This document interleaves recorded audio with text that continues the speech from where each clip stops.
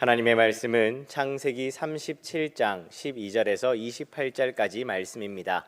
하나님의 말씀 창세기 37장 12절에서 28절까지 말씀, 구약성경 56쪽입니다.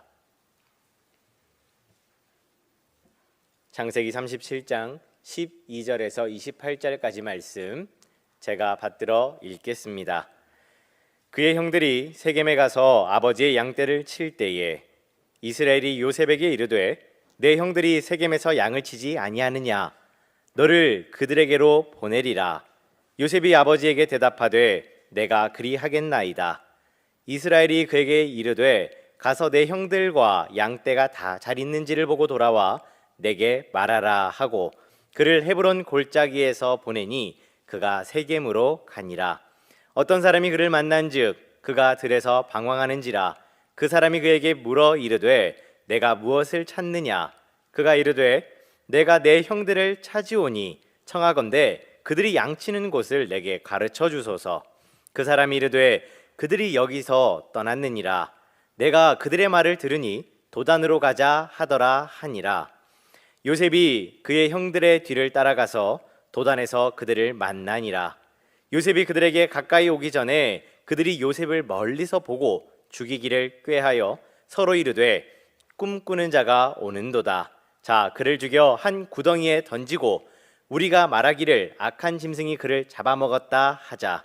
그의 꿈이 어떻게 되는지를 우리가 볼 것이니라 하는지라. 르우벤이 듣고 요셉을 그들의 손에서 구원하려 하여 이르되 우리가 그의 생명은 해치지 말자. 르우벤이 또 그들에게 이르되 피를 흘리지 말라. 그를 광야 그 구덩이에 던지고 손을 그에게 대지 말라 하니 이는 그가 요셉을 그들의 손에서 구출하여 그의 아버지에게로 돌려보내려 함이었더라. 요셉이 형들에게 이르매 그의 형들이 요셉의 옷 곧 그가 입은 채색 옷을 벗기고 그를 잡아 구덩이에 던지니 그 구덩이는 빈 것이라. 그 속에 물이 없었더라. 그들이 앉아 음식을 먹다가 눈을 들어 본즉 한 무리의 이스마엘 사람들이 길르앗에서 오는데 그 낙타들의 향품과 유향과 모략을 싣고 애굽으로 내려가는지라. 유다가 자기 형제들에게 이르되 우리가 우리 동생을 죽이고 그의 피를 덮어둔들 무엇이 유익할까? 자, 그를 이스마엘 사람들에게 팔고 그에게 우리 손을 대지 말자. 그는 우리의 동생이요 우리의 혈육이니라 하매 그의 형제들이 청종하였더라. 그때에 미디안 사람 상인들이 지나가고 있는지라. 형들이 요셉을 구덩이에서 끌어올리고 은 20의 그를 이스마엘 사람들에게 팔매 그 상인들이 요셉을 데리고 애굽으로 갔더라. 아멘. 우리 한 주간 우리 지난주는 또 코로나 여파로 우리 줌으로 유튜브로 예배를 드리다가 오늘 다시 대면 예배를 함께 드리게 됩니다. 하나님께 먼저 감사와 영광을 올립니다. 오늘은 꿈과 마음과 섭리라고 하는 제목으로 하나님의 말씀 선포하겠습니다. 여러분은 어떤 꿈을 꾸시나요? 꿈이라고 하는 것은 성취되기 이전에 오래전에 한 사람 가슴 속에 꿈이 잉태됩니다. 그리고 그 꿈이 태동과 실현되는 그 사이에 과정이 꼭 필요하게 되지요. 그런데 그 과정 속에는 대부분 고난과 환난이라고 하는 그런 재료들이 숨어 있습니다. 그래서 사람들은 그 고난의 과정 때문에 꿈을 포기해버리고 맙니다. 자, 그러므로 꿈을 갖는 것도 중요하지만은 그 꿈을 포기하지 아니하고 끝까지 그 꿈을 잡는 것도 중요합니다. 믿음의 선진들은 그 꿈을 포기하지 않았던 사람들이었습니다. 믿음의 조상 아브라함은 꿈을 따라서 본토 친척 아버지 집을 떠났습니다. 갈렙도 꿈을 따라서 85세의 나이에 거인족 아낙 자손들이 있는 그 땅을 점령했습니다. 바울도 꿈을 따라서 이방인의 사도가 되어서 자신의 생명을 돌아보지 않고 소아시아와 유럽으로 복음을 전거했습니다. 오늘 본문의 주인공 요셉 또한 꿈을 포기하지 않았던 사람이었습니다. 본문 37장은 특별한 이야기가 아닙니다. 지극히 평범한 일상적인 내용으로 기록되어져 있습니다. 아버지는 복잡한 연애로 4명의 어머니가 있었습니다. 그리고 이 사이에 태어난 자녀도 13명이나 되었습니다. 그 자녀들이 믿음이 좋았겠습니까? 믿음이 좋지 않았습니까? 그리고 효자도 아니었습니다. 그리고 성품 또한 난폭했습니다. 성경이라면 그래도 영웅적인 모습을 기록하면 얼마나 좋겠습니까? 그런데 가문의 치부를 다 드러내고 있습니다. 왜 이겠습니까? 이것이 우리 인간의 실존이라고 하는 것입니다. 이것이 나의 모습이고 너희의 모습이고 우리의 모습이라고 하는 것입니다. 이런 사람들을 세워서 선한 역사를 이루시는 하나님을 드러내는 것이 성경입니다. 농사의 법칙에서 농부는 봄이 되면 밭을 갈고 씨앗을 뿌립니다. 그때 가장 중요한 것이 무엇이냐면은 좋은 씨앗을 구하는 것입니다. 좋은 씨를 뿌려야 좋은 열매를 맺을 수 있기 때문에 그렇습니다. 그래서 농부는 그 좋은 씨를 거두기 위해서 사기 위해서 애를 쓰는 것입니다. 그리고 또 한 가지 중요한 것은 좋은 땅을 가꾸어 놓아야 합니다. 심는다고 다 거두는 것 아니지요. 아무리 좋은 씨앗이라도 밭이 좋지 않으면 좋은 결실을 얻을 수가 없습니다. 좋은 환경, 좋은 땅이 필요합니다. 성경을 봐도 그렇습니다. 하나님께서 아브라함에게 씨를 전해주셨습니다. 그 씨를 받을 사례도 이름을 사라로 바꾸고 사라의 몸을 통하여 태어나는 자식이라야 후사가 된다라고 말씀하셨습니다. 밭이 얼마나 중요한가를 우리에게 가르쳐주고 있습니다. 아름다운 밭은 우리의 마음을 비유합니다. 오늘 본문에 나오는 주인공 요셉은 참 아름다운 마음을 가진 예수님을 닮은 사람이었습니다. 자, 꿈은 간직하고 아름다운 꿈을 간직하는 아름다운 마음은 어떤 마음일까요? 첫째는 순종의 마음입니다. 13절 말씀입니다. 이스라엘이 요셉에게 이르되 내 형들이 세겜에서 양을 치지 아니하느냐? 너를 그들에게로 보내리라. 요셉이 아버지에게 대답하되 내가 그리하겠나이다. 세겜이 어떤 곳이었습니까? 야곱의 딸 디나가 강간을 당하였던 것입니다. 그래서 이 일로 형제들이 계략을 꾸며서 세겜 땅에 살고 있는 모든 남자들을 살육했던 그런 곳이었습니다. 그리고 그곳에 재산을 약탈했습니다. 자, 이 사건 후에 피해 보복이 두려워서 이 야곱의 가족은 어쩔 수 없이 떠나게 되는 것입니다. 그런데 오늘 본문에 보니까 야곱의 10아들들이 세겜 땅에서 양을 치게 되는 거예요. 아버지가 얼마나 불안했겠습니까? 그러니 요셉을 불러서 하는 이야기가 내 형들이 세겜 땅에서 양을 치지 않느냐? 형들과 양떼가 잘 있는지 보고 오면 좋겠구나. 지금 야곱이 살고 있는 곳은 헤브론입니다. 세겜은 그 북쪽입니다. 거리를 따지면 한 70km 정도 되는 그런 거리를 가지고 있죠. 그러니까 바로 간다면 이틀 정도면 되겠습니다만은 형들을 찾아서 가다 보면은 4, 5일은 좋게 걸릴 것입니다. 어린 요셉이 거절할 수 있는 핑계거리는 충분합니다. 아버지, 우리 가정과 원수가 되어 있는 세겜 땅에 어린 저를 보내시다니요. 저를 사지로 몰아넣으시는군요. 나 혼자 어떻게 갔다 오겠습니까? 라고 핑계를 댈 수 있겠지요. 그리고 4절에 보십시오. 그를 미워하여 그에게 편안하게 말할 수 없었더라. 자, 이 말은 무슨 이야기냐면은 아버지의 편애와 요셉의 꿈 이야기로 형들의 미움은 극에 달해 있습니다. 그래서 형들에게 말 한 번 제대로 걸 수 없는 것이 이 요셉이었습니다. 아버지 잘 아시잖아요. 형들이 나를 싫어합니다. 아버지 없이 혼자서 형들을 찾아가는 게 얼마나 큰 모험인지 아버지 아시잖아요. 핑계를 대며 아버지를 설득했지 않겠습니까? 그러나 요셉은 목숨을 건 순종을 합니다. 13절 하반절입니다. 내가 그리하겠나이다. 그렇습니다. 아버지의 꿈을, 하나님의 꿈을 이루는 아름다운 밭이라고 하는 것은 먼저 순종하는 마음입니다. 요셉의 순종의 모습은 우리 예수님의 순종을 예표하고 있습니다. 우리 예수님은 사람의 몸을 입으시고 이 땅에 오셨습니다. 그리고 순종하셨습니다. 끝까지 순종하셨는데 십자가에서 죽으시면서까지 예수님은 순종하셨습니다. 뿐만 아니었습니다. 육신의 아버지에게도 순종하셨습니다. 누가복음 2장 51절 말씀입니다. 예수께서 함께 내려가사 나사렛에 이르러 순종하여 받으시더라.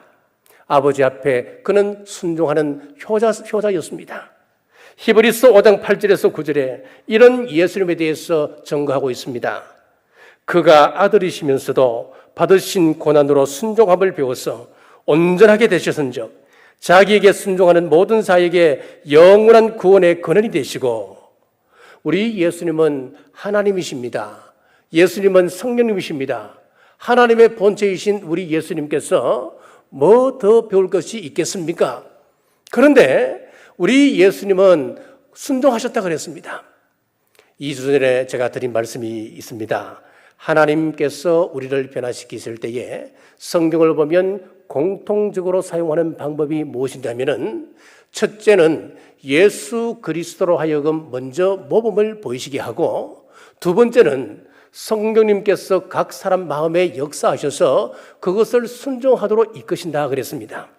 그렇습니다. 우리 예수님께서 고난을 통하여 순종의 본을 보이셨기 때문에 우리는 예수님을 보고 고난을 이겨내야 되는 것이지요. 고난을 통하여 순종을 배워야만 하는 것입니다. 바꾸어 이야기하면 우리에게 고난이 없다고 하면 순종을 배울 수 없는 것입니다. 앤드류 머레이는 우리가 그리스도인 된 그 순간부터 우리는 순종의 학교에 입학했다라고 했습니다.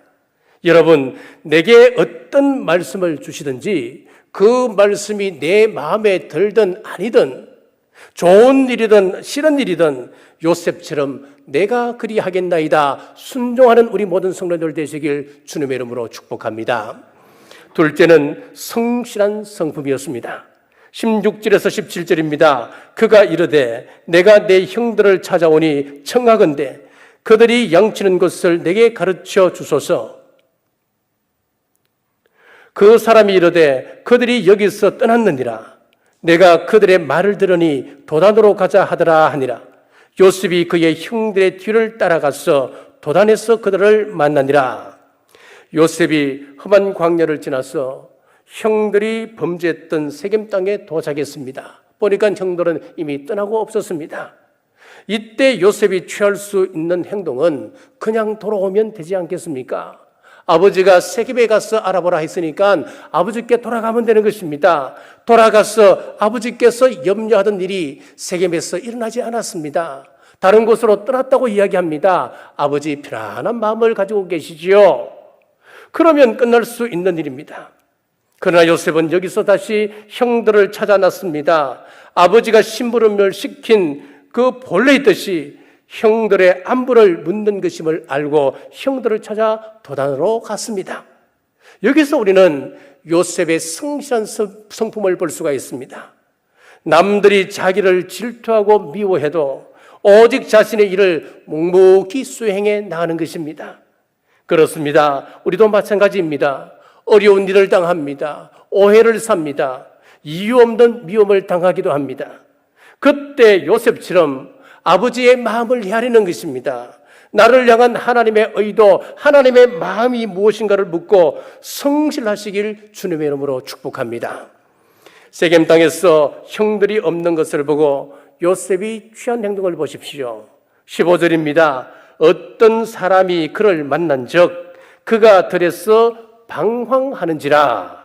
세겜 땅에 도착해서 형들을 찾는다고 여기 기웃 저기 기웃 추삼촌 무덤 벌초하듯이 여기 끌적 저기 끌적 하다가 형식적으로 찾다가 없네 하고 끝낸 것이 아니었던 이야기입니다. 샅샅이 뒤졌다고 하는 이야기입니다. 그리고 도단으로 형들이 갔다는 말을 듣고는 도단까지 간 것입니다. 17절 말씀 제가 다시 한번 읽겠습니다. 그 사람이 이르되 그들이 여기서 떠났느니라. 내가 그들의 말을 들으니 도단으로 가자 하더라 하니라. 요셉이 그의 형들의 뒤를 따라가서 도단에서 그들을 만나니라. 자, 여기 보시면은 이 도단이라고 하는 말이 계속해서 반복적으로 나오고 있습니다. 그 의미를 좀 이따 살펴보겠고요. 어쨌든 성경에 나오는 위인들은 공통점이 하나 있습니다. 그분들은 성실했다고 하는 것입니다. 다윗을 보십시오. 그가 통일 왕국의 왕으로 등장하게 된 것은 어떤 대단한 일을 할 때에 그가 부름받은 것 아니었습니다. 그의 성실한 성품 때문에 하나님의 기름 부음을 받은 사람이 되었습니다. 사무엘이 이스라엘의 왕이 될 사람에게 기름을 붓는다 하니까, 그리고 집에 찾아왔습니다. 형들은 목욕 재개합니다. 좋은 옷을 갈아입습니다. 그리고 그 앞에 우르르 몰려갔습니다. 하지만 그때 막내 다윗은 늘 일상 그 자기가 맡은 그 자리에서 양들을 돌보고 뒹구고 있는 것이었습니다. 매일 변함없는 생활, 그 아버지가 맡긴 그 일에 성실함으로 감당하고 있었습니다. 그때 부름을 받았습니다. 모세도 그렇습니다. 모세가 하나님 앞에 부름받을 때에 왕관을 쓰고 화려한 복장을 한 그 모습이 아니었습니다. 장군처럼 군복을 입은 모습도 아니었습니다. 40년 동안 광야에서 초라하지만은 장인의 양떼를 혼자서 성실하게 치다가 부름을 받았습니다. 하나님의 역사는 그렇게 이루어지는 것입니다. 화려한 행진과 함께 시작되는 것이 아니고 평범한 일상과 함께 출발하는 것이었습니다. 교회 학교 교사 월급을 주나요? 도리어 자신의 지갑을 털어서 아이들을 돌봐야 되는 것이 교사의 일 아니겠습니까? 그렇다고 명예가 주어지나요? 그렇지 않습니다. 누구 하나 알아주지 않습니다. 하지만 맡겨진 그 일에 성실할 때 우리 하나님께서는 반드시 보상하십니다. 찬양대원 토요일 나와서 준비합니다. 시간 바치는 것 누가 알아주나요? 아무도 안 알아줍니다. 하지만 맡겨진 그 일에 성실할 때 우리 하나님께서 갚으심을 믿으시길 바랍니다. 헤브론에서 세겜까지가 70km였습니다. 다시 세겜에서 도단까지는 24km의 거리가 있습니다. 왜 본문에서 도단이라고 하는 이야기가 강조되어 나올까요? 한 구절에만 봐도, 그 한 절에만 봐도 세 번이나 연속적으로 나오고 있지 않습니까? 성경학자들은 도단까지 갔다고 하는 이 말 속에는 언어 유희가 있다라고 이야기를 합니다. 무슨 이야기입니까? 도단이라고 하는 히브리 말의 뜻은 두 개의 구덩이라고 하는 뜻을 가지고 있습니다. 그러니까 도단까지 갔다고 하는 것은 장차 앞으로 요셉이 당할 그 위기를 지금 이야기하고 싶은 겁니다. 구덩이 속에서 펼쳐질 그 요셉의 위기, 그 어려움을 도단을 통해서 미리 우리에게 전해주고 있는 거예요. 지금 요셉이 입 벌리고 있는 사자굴 속 도단으로 걸어가고 있습니다. 도단으로 걸어가는 이 모습은 우리 예수님께서 십자가를 향하여 걸어가는 그 모습을 예표하고 있습니다. 자원하여 이 땅에 오셨습니다. 자원하여 도단같이 죽음의 입이 벌려져 있는 십자가를 향하여 뚜벅뚜벅 우리 주님 걸어가셨습니다. 인생 살다 보면 위험에 빠질 때가 있을 것입니다. 위기에 부딪힐 때가 있을 것입니다. 내 힘으로 해결할 수 없는 어떤 인생의 난제에 부딪혀서 살려주세요라고 부르짖을 때가 있을 것입니다. 그때는 도단 두 개의 구덩이로 우리는 향하고 있는 것입니다. 사랑하는 여러분, 우리가 가는 믿음의 길이 도단 같은 구덩이가 입 벌리고 있는 그 길이라 하더라도 우리 하나님께서 원하시는 길이라면 우리 예수님께서 십자가를 향하여 뚜벅뚜벅 걸어가셨듯이 우리 또한 성실함으로 신앙의 길을 완주하시길 주의 이름으로 축복합니다. 세 번째는 이 모든 사건의 배후에는 섭리가 있습니다. 28절입니다. 그때의 미디안 사람 상인들이 지나가고 있는지라 형들이 요셉을 구덩이에서 끌어올리고 언 20의 그를 이스마엘 사람들에게 팔매 그 상인들이 요셉을 데리고 애굽으로 갔더라. 자, 형들이 요셉을 부르는 호칭이 보면 참 재미있습니다. 19절에 보십시오. 서로 이르되 꿈꾸는 자가 오는도다라고 했습니다. 여기서 꿈꾸는 자라고 하는 의미를 보면은 꿈꾸었다고 하면 재수 없는 꿈을 꾸는 저놈, 꿈꾸었다고 하면은 형들의 가슴을 갈기갈기 찢어놓는 그 우리의 심정을 상하게 하는 저 재수 없는 놈, 그런 의미의 꿈꾸는 자입니다. 20절입니다. 자, 그를 죽여 한 구덩이에 던지고 우리가 말하기를 악한 짐승이 그를 잡아먹었다 하자. 그의 꿈이 어떻게 되는지를 우리가 볼 것이니라 하는지라. 요셉을 죽이자 그의 꿈이 이루어지는가 안 이루어지는가 지켜보자 라고 이야기합니다. 여기서 잘 보시면은 그들의 목적이 단순히 요셉을 죽이는 데 있는 것이 아니었습니다. 그 다음입니다. 그의 꿈이 이루어지는가 이루어지지 않는가 우리가 지켜보자. 여기에 있는 거예요. 얼마나 악한 생각입니까? 여기에는 하나님의 꿈을 무너뜨리려고 하는 보이지 않는 어둠의 손길이 있습니다. 그 손길은 바로 사탄입니다. 사탄은 태초부터 하나님을 대적했던 존재였습니다. 하나님께서 천지 창조를 마치신 후에 그 아름다운 동산에서 아담에게 아름다운 꿈을 심어주고 있습니다. 그 자리에 사탄은 옆에서 그 꿈을 전복시킬 음모를 꾸몄습니다. 메시아가 이 땅에 탄생할 수 없도록 그 자리를 원천 봉쇄하는 것이었습니다. 사탄이 지금 또 역사하고 있습니다. 사탄은 우리 가운데 있습니다. 사탄은 우리 교회에도 있습니다. 우리 삶의 모든 현장 속에 도사리고 있습니다. 그래서 항상 무너뜨리려고 합니다. 그래서 사도 베드로는 베드로전서 5장 8절에서 9절에 이렇게 권면하고 있습니다. 근신하라 깨어라 너희 대적마귀가 우는 사자같이 두루다니며 삼킬 자를 찾나니 너희는 믿음을 굳건하게 하여 그를 대적하라. 이는 세상에 있는 너희의 형제들도 동일한 고난을 당하는 줄을 알미라. 여러분, 사탄의 존재를 우습게 생각하지 마십시오. 베드로 사도는 비유하기를 사나운 사자에 비유했습니다. 사자는 맹수의 왕 아닙니까? 한번 움켜쥐으면 잡으면 절대로 놓지 않습니다. 생명이 끊어질 때까지 잡고 있는 거예요. 그 존재가 바로 사탄이라고 하는 것입니다. 호락호락하지 않습니다. 그래서 바울 사도는 이렇게 권면하고 있습니다. 에베소서 6장 11절에서 12절입니다. 끝으로 너희가 주 안에서와 그 힘의 능력으로 강건하여지고 마귀의 간계를 능히 대적하기 위하여 하나님의 전신갑주를 입으라 그랬습니다. 하나님의 전신갑주를 입어야만이 우리가 능히 대적할 수 있다고 하는 이야기입니다. 성령의 전신갑주를 입어야 됩니다. 내 힘으로는 감당할 수 없습니다. 내 힘으로는 사탄의 먹잇감밖에 되지 않습니다. 우리는 매일매일 넘어질 수밖에 없습니다. 사탄이 작정하고 덤비면은 우리 마음 지킬 사람 아무도 없습니다. 성령님의 도와주시지 않는다면은 다 무너질 수밖에 없는 우리 연약한 인간이란 말이지요. 기억하십시오. 하나님 주신 꿈을 쫓아가는 길은 장미가 만발한 꽃길이 아닙니다. 사악한 세력들의 방해로 가시밭길입니다. 자, 여기서 형들이 깨닫지 못한 한 가지 사실이 있습니다. 형들이 모세의 꿈을 듣고 미워했던 이유가 무엇일까요? 요셉 혼자 잘 먹고 잘 살고 지 잘 되고 그리고 형들 위에 군림해서 해서 떵떵거리며 살고 있는 그 꿈이라고 생각했습니다. 그런데 요셉의 꿈은 그런 꿈이 아니었습니다. 아브라함에게 주신 민족 공동체를 만들어가는 건국의 비전이었습니다.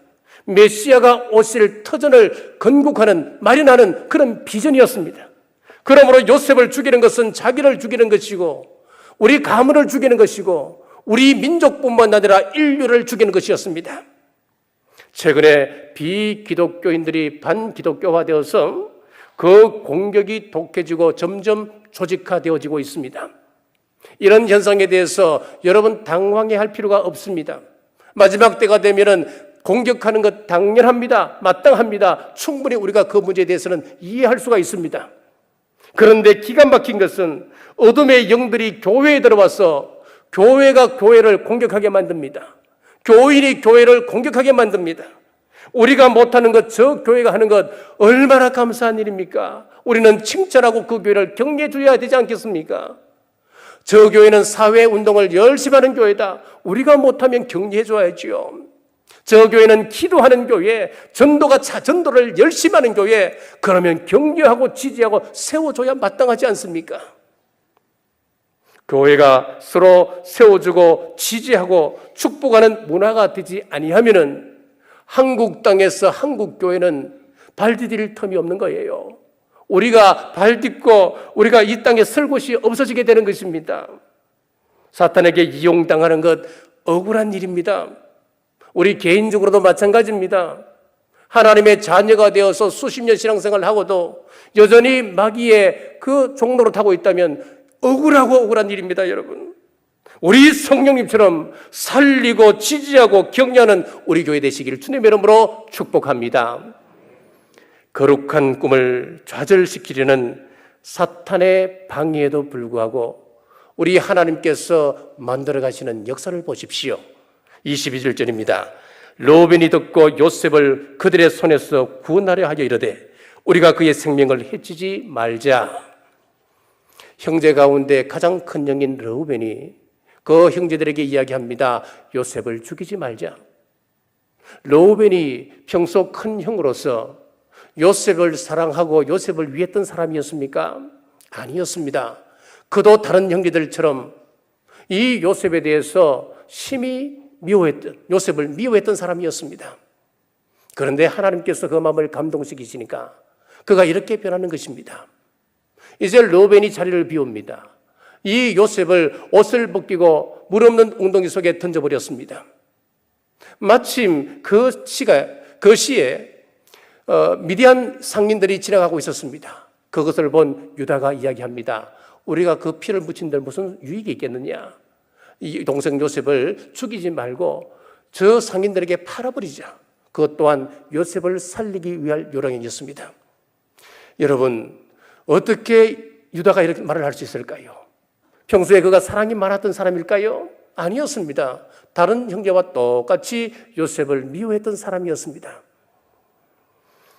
자, 요셉의 사건을 볼 때에 이 모든 사건 손에 속에는 하나님의 보이지 않는 손이 있다고 하는 것을 알게 됩니다. 그 손은 바로 섭리사관입니다. 섭리사관에서 요셉의 사건을 볼까요? 요셉이 세겜에서 형들을 만나지 못했을 때에 그래 잘 되었다, 내 할 일은 다 했어, 그리고는 아버지 품으로 돌아갔다면 도단에 어떻게 갈 수 있었겠습니까? 도단에 가지 않았다면 어떻게 물 없는 웅덩이에 들어갈 수 있었고, 그가 이스마엘 상인들에게 팔려서 어떻게 애굽에 갈 수 있었겠습니까? 그리고 그 상인들이 마치 애굽에 가는 상인이었으니까 망정이지, 그 상인들이 다른 나라에 가는 상인들이었다면 요셉이 애굽에 갈 수 있었겠습니까? 애굽에 가서도 마찬가지입니다. 그 애굽 노예를 파는 그 노예 시장에서 보디발 시위 대장 보디발의 품에 팔리지 않았다면, 아니면 지방의 유력한 부자에게 팔렸다면 그가 어떻게 왕궁에 들어갈 수 있겠습니까? 보디발의 아내의 유혹이 없었다면, 그리고 보디발의 신임이 없었다면 그가 감옥에는 가야 되는데, 그 감옥은 어떤 감옥이냐? 고위 관리가 죄를 지었을 때 들어가는 그런 감옥이었습니다. 어떻게 거기에 들어갈 수 있겠습니까? 불가능하지 않습니까? 이 모든 것이 우연히 일어난 사건 같습니다만은 마치 흩어진 구슬을 실에 하나씩 꿰듯이 하나님은 우연한 사건들처럼 보이는 것을 엮어서 역사를 만들어 가시는 것입니다. 마침내 애굽의 총리가 되어서 요셉의 곡식단에 형들이 묶었던 그 곡식단에 일어나서 절하던 그 꿈이 이루어졌습니다. 꿈대로 애굽의 총리가 되어서 메시아가 오실 이스라엘 민족을 애굽 땅에서 안전하게 보호하셔서 태동시키셨습니다. 때때로 우리는 보지 못하고 알지 못하고 믿지 못하기 때문에 우리 앞에 펼쳐져 있는 그 고난의 현장에서 크게 실망하고 좌절합니다. 그래서 하나님께 이렇게 하소연합니다. 하나님, 어떻게 제게 이럴 수가 있습니까? 어떻게 감당치도 못할 이런 큰 엄청난 고난을 제게 주십니까? 질문을 던지기도 합니다. 여러분, 당연한 질문입니다. 요셉이라고 해서 형들에게 팔릴 때에 요셉이 하나님을 향하여 두 손 들고 할렐루야 그랬겠습니까?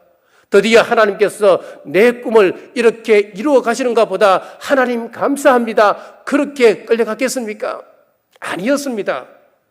시편 105편 17절에서 18절에 보시면은 그가 한 사람을 앞서 보내셨으며 요셉이 종으로 팔렸도다. 그의 발은 착고를 차고 그의 몸은 쇠사슬에 매였으니, 여기서 쇠사슬에 매였다고 하는 것을 원문으로 살펴보면은 혼을 꿰뚫었다, 그런 의미를 가지고 있어요. 혼을 꿰뚫었다고 하는 이야기가 무슨 이야기입니까? 혼이 나갔다 그 말이에요. 혼이 나갔다 말은 우리가 어떻게 했습니까? 정말로 힘들고 어려울 때 아이고 혼났다 그러잖아요. 혼이 나갔다 그러잖아요. 제 정신으로는 살아갈 수 없을 만큼 엄청난 고통을 당하면서 내가 혼이 빠져나가는 것 같은 그런 고통 속에서 내가 참아왔다, 그 이야기예요. 왜 그렇습니까? 지금 요셉이 당하는 고난은 이해할 수 없는 고난이잖아요.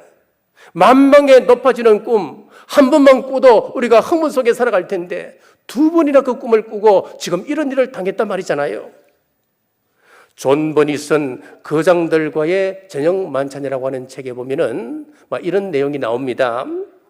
성공한 사람들, 스타벅스의 창시자 하워드 슐처, 애플의 창시자 스티브 잡스, 자, 이렇게 세계적으로 성공한 참 거장들, 이런 사람들을 20명 추려서 그 사람들과 매일 하루에 한 번씩 그 사람을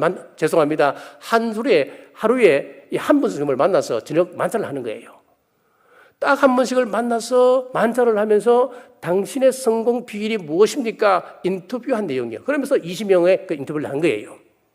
여러 유익한 이야기가 나왔겠지요. 그 가운데 어떤 사람은 자기가 관심 있는 것, 자기가 잘하는 것에 집중해야 성공합니다. 또 어떤 사람은 꿈꾸는 만큼 삶은 잘하게 되어 있으니까 꿈을 크게 가지세요. 어떤 사람은 내가 자랑하고 잘할 수 있는 데만 만족하면 성장이 없습니다. 여러 가지 유익한 이야기가 나옵니다. 나오는데 이 존 번이라고 하는 사람이 이렇게 결론을 내립니다. 이들을 최고로 만든 것은 차라리 고통과 좌절이었다라고 결론을 내리고 있어요. 여러분, 그렇습니다. 세상에서도 성공하는 사람들을 보면은 시련과 그 어려움을 겪고 그것을 극복을 한 이후에 이루어지는 것이었습니다.